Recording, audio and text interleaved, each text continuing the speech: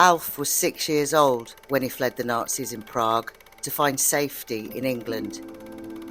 Today, Lord Dubs is a peer in the House of Lords and has dedicated his life to helping refugee children find safety and opportunity to rebuild their lives here in the UK. He is a Refugee Council patron. My father was Jewish and my mother wasn't, and we lived in Prague until 1939 when my father realized that if the Nazis come, he could be in big trouble. My father escaped to England. My mother was refused permission to leave, and she put me on a kinder transport. I spoke Czech and German. I didn't speak any English, so I had to learn how to speak English. Of course, at the age of 6, survival in a school playground depends upon speaking the language, so I learned pretty fast. My father died soon afterwards, and it just left my mum and me, and she had quite a struggle.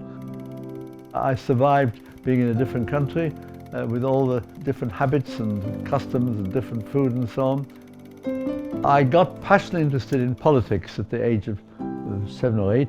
I was trying to puzzle out why what had happened to me had happened.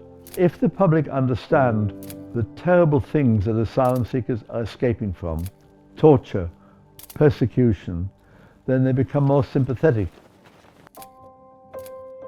Born in the aftermath of World War II, Refugee Council's frontline services support refugees to find safety, get to know their neighbours, and enter education, training, or work.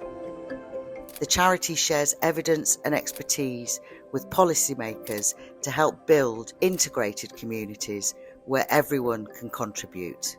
I've certainly seen up and down the country local communities being very supportive of refugees, of asylum seekers, wanting to help them to settle down and integrate and lead normal, sensible lives.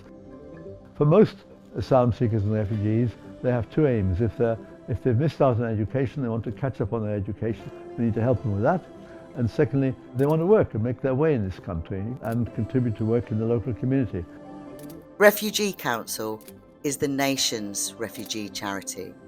Together with community groups, partners and volunteers, they help people who have escaped war and persecution to rebuild their lives, integrate into communities and play their part in Britain. We want you to make your way in our country. We want you to be part of our local communities and be able to play a full part in helping your communities and also in helping the wider community understand the situation of refugees. I think the Refugee Council has been and will go on playing a large part in doing this. And the Refugee Council depends a great deal on its supporters and also on people who in the future we can persuade to become supporters.